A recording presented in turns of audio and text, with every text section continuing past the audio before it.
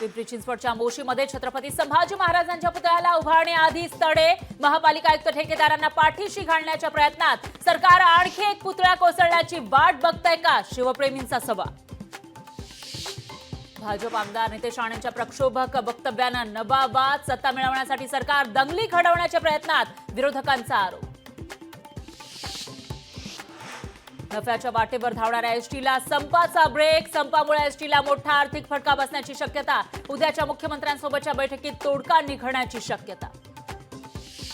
कोल्हापुरातील भाजप राष्ट्रवादीचे बडे नेते शरद पवारांच्या गळाला तुतारी हातात घेण्यासाठी इच्छुकांची भली मोठी राग.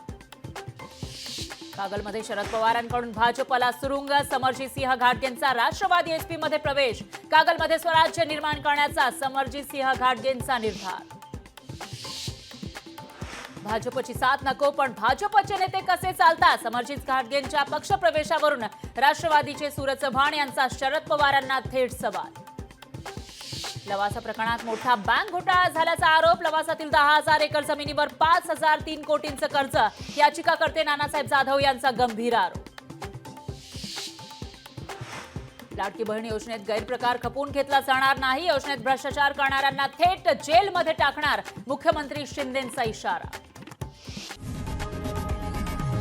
लोकशाही मराठी ऐका, पहा, जागरूक रहा.